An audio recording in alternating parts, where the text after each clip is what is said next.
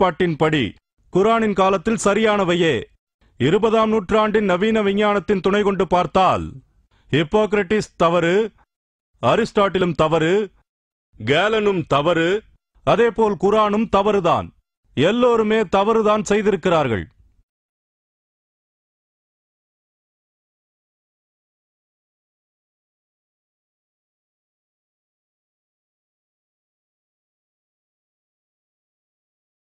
இனி நாம் சந்திர வெளிச்சத்தை பற்றி பார்ப்போம். சூரியனின் ஒளியைத்தான் சந்திரன் பிரதிபலிப்பதாக குரான் எங்கே சொல்லி இருக்கிறது? 71ஆம் அத்தியாயமாகிய சூரா நூஹ் ஒளி என்ற அத்தியாயத்தில் 15லிருந்து 16வது வசனங்களில் 7 வானங்களையும் ஒன்றின் மேல் ஒன்றாக படைத்து அவற்றில் சந்திரனை ஒளியாகவும் சூரியனை விளக்காகவும் எவ்வாறு அமைத்துள்ளான் என்பதை பார்க்கவில்லையா? சந்திரனை அரபியில் நூர் என்றும் சூரியனை விளக்கு அரபியில் சிராஜ் என்றும் சொல்லப்படுகிறது.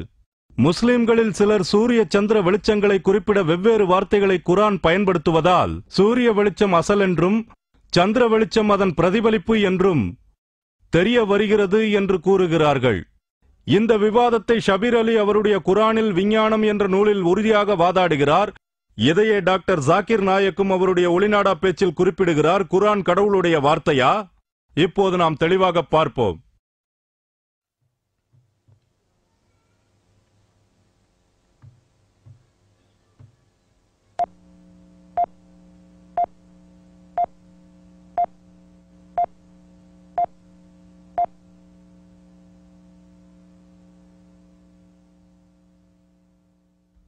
நம்மிடம் இருக்கும் வெளிச்சம், சந்திரனிடமிருந்து நாம் பெறும் வெளிச்சம் எங்கிருந்து வருகிறது? அவர் சொல்வார், சந்திர வெளிச்சம் அதனுடைய சொந்த வெளிச்சம் என்று முற்காலத்தில் நாம் நினைத்தோம். ஆனால் இன்று விஞ்ஞானம் வளர்ந்த பிறகு நமக்கு தெரிய வந்தது, சந்திரனின் வெளிச்சம் அதன் சொந்த வெளிச்சம் அல்ல, சூரிய வெளிச்சத்தின் பிரதிபலிப்பு என்று தெரிய வந்துள்ளது. அவரிடத்தில் ஒரு கேள்வி கேட்கிறேன். அது திருக்குரானில் சூரா அல் ஃபுர்கானில் 25வது அத்தியாயம் 61வது வசனத்தில் சொல்லப்பட்டதுதான். பெரும் பாக்கியமுடையவன் விண்ணில் உறுதியான மண்டலங்களை அமைத்து அதில் விளக்கையும் ஒளிர்கின்ற சந்திரனையும் பிரகாசிக்க செய்தவன். சந்திரன் என்பதற்குள்ள அரபு சொல் கமர். அதிலிருந்து தருகின்ற ஒளியை முனீர் என்றும், முனீர் என்பது நூர் என்ற சொல்லின் கிளை, அதாவது சொந்த வெளிச்சம் அல்ல. திரு குரான் சந்திர ஒளியை பிரதிபலிப்பு ஒளியாகத்தான் சொல்கிறது. நீங்கள் இன்றைக்கு அதை கண்டுபிடித்ததாக சொல்கிறீர்கள். அப்படியானால் 1400 ஆண்டுகளுக்கு முன்னால் குரானில் எப்படி இடம் பெற்றது? அவர் கொஞ்சம் தாமதிப்பார், உடனே பதில் சொல்ல மாட்டார். பிறகு இது தற்செயலாக நடந்ததாக இருக்கலாம் என்று சொல்வார். நான் வெறும் வாதத்திற்காக விவாதம் பண்ணுவதாக இல்லை. அந்த வீடியோவின் முடிவில் சந்திரனுக்குரிய அரபு சொல் கமர் என்று சொன்னதை பார்த்தோம். மேலும் அதிலிருந்து பெறப்படுகின்ற ஒளியை முனீர், அதன் பொருள் இரவல் ஒளி அல்லது நூர், பிரதிபலிப்பு வெளிச்சம் என்றெல்லாம் சொன்னார். அவர் சொன்னதை மறந்து விடாதீர்கள். முனீர் என்றால் இரவல் வெளிச்சம், நூர் என்றால் பிரதிபலிப்பு என்கிறார். அவருடைய இந்த கோரிக்கை ஒரு விஞ்ஞான பூர்வமான உண்மை மட்டுமல்ல, ஒரு விஞ்ஞான விந்தையும் கூட. ஏனெனில் இது அண்மை காலத்தில்தான் கண்டுபிடிக்கப்பட்டது. சந்திரன் தனது சொந்த வெளிச்சத்தை வெளிப்படுத்தவில்லை என்பதும் அது சூரிய ஒளியைத்தான் பிரதிபலிக்கிறது என்பதும் முகம்மதுக்கு 1000 வருடங்களுக்கு முன்னரே அறியப்பட்டிருந்ததுதானே. அரிஸ்டாட்டில் கிறிஸ்துவுக்கு 360 ஆண்டுகளுக்கு முன்னாலேயே சந்திரன் மீது விழும் நிழலின் வாயிலாக உலகம் உருண்டை வடிவமானது என்பதை தெரிந்துதான் வைத்திருந்தார். அதை அறிந்ததால் தான் பூமியின் நிழல் சந்திரனை கடப்பது பற்றியெல்லாம் பேசியிருக்கிறார். இது ஒரு விஞ்ஞான அற்புதம் தான் என்று இன்னும் பிடிவாதம் பிடித்தால் இந்த கோரிக்கைக்கு குரானுடைய வார்த்தைகளில் எங்காவது ஆதாரம் இருக்கிறதா என்று கேட்க வேண்டும். முதலில் நாம் சிராஜ் என்ற சொல்லை பார்ப்போம். நான் ஏற்கனவே சுட்டிக்காட்டிய சூரா நூஹ் மற்றும் ஃபுர்கான் என்ற அத்தியாயங்களில் எல்லாம் சூரியனை வெறுமனே விளக்கு என்றுதான் குறிப்பிடப்பட்டுள்ளது. 78வது அத்தியாயமாகிய நபாவில் 13வது வசனத்தில் சிராஜன் வௌஜன், கண்கூசும் ஒளி தரும் விளக்கு என்பது அதன் பொருள் சூரியனையே குறிக்கிறது. நூரும் முனீரும் ஒரே வேரிலிருந்து பிறக்கும் சொற்கள். முனீர், முனீர் என்ற சொல் குரானில் 6 முறை வருகிறது.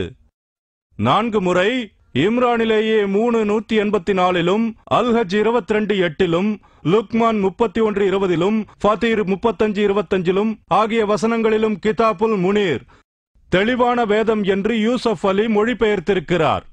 ஒளி தரும் வேதம் என்று பிக்டால் மொழிபெயர்க்கிறார். இதிலிருந்து அறிவின் ஒளியை வீசுகின்ற ஒரு நூல் பற்றி பேசப்படுகிறது என்று தெரிகிறது. இங்கே பிரதிபிம்பம் என்று இல்லை. நூர் அத்தியாயம் நூஹ் 71:16 யூனுஸ் 10:5 அல்லாஹ் வெளிச்சத்தை உண்டாக்கினான். சந்திரன் ஒரு வெளிச்சம். சந்திரனை வெளிச்சம் என்றுதான் குர்ஆன் சொல்கிறதே தவிர சந்திரன் வெளிச்சத்தை பிரதிபிம்பப்படுத்துவதாக சொல்லவே இல்லை.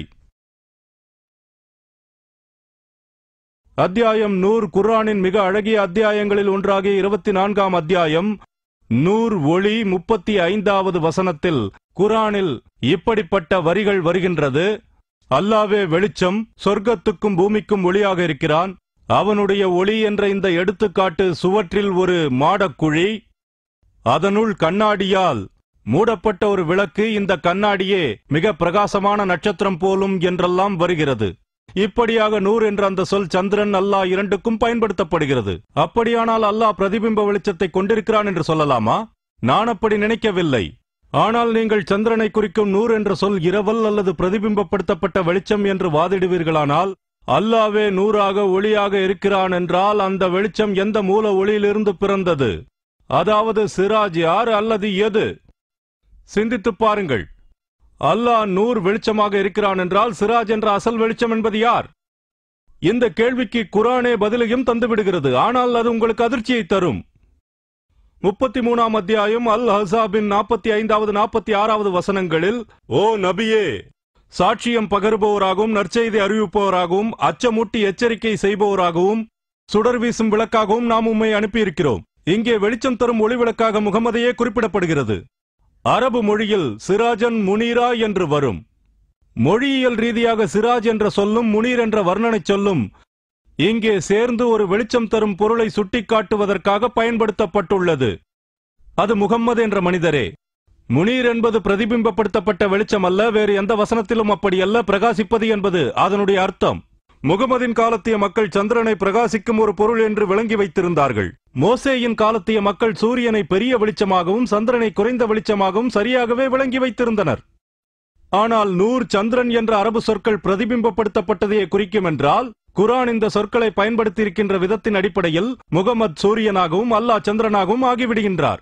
டாக்டர் ஜாகிர் உண்மையிலேயே முகம்மது தான் அசல் வெளிச்சம், அல்லாஹ் அவருடைய பிரதிபிம்பமே என்று சொல்ல வருகிறாரா? இம்மாதிரி விஞ்ஞான பூர்வமான கோரிக்கைகள் தன்னுடைய சொந்த வேதமாகிய குர்ஆனை ஆழ்ந்து படித்திருக்கின்ற எந்த முஸ்லிம் தான் இதனை ஏற்றுக்கொள்வான்?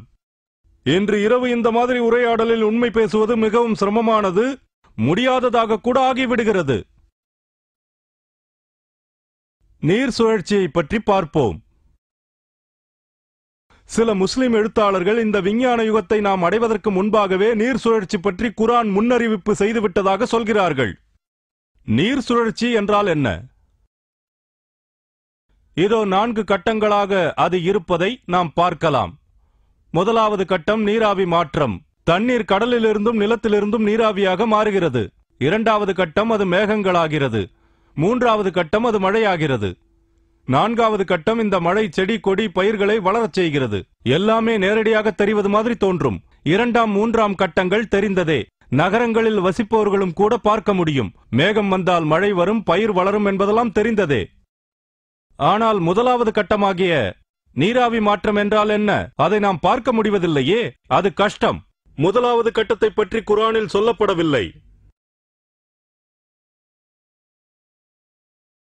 இப்போது நாம் பைபிள் குறிப்பிடும் கிறிஸ்துவுக்கு 700 ஆண்டுகளுக்கு முன்னரே தீர்க்கதரிசியான ஆமோஸ் சொல்வதை பார்ப்போம். அவர் என்ன சொல்கிறார் என்றால், பிளீடியஸையும் ஓரியோனையும் படைத்தவன் எவனோ, இருட்டை வெளிச்சமாக்கி இரவை இருளடையச் செய்பவன் எவனோ, கடலிலிருந்து தண்ணீரை அழைப்பவன் எவனோ, இது முதல் கட்டம். அதை நிலத்தின் மீது ஊற்றுபவன், இது மூன்றாம் கட்டம். கடவுள், அது அவனுடைய பெயர்.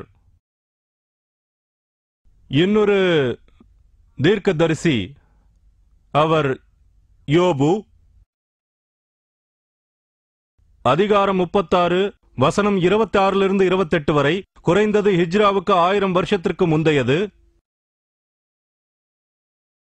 அவர் சொல்கிறார், இதோ தேவன் மகத்துவம் உள்ளவர், நாம் அவரை அறிய முடியாது, அவருடைய வருஷங்களின் இலக்கம் ஆராய்ந்து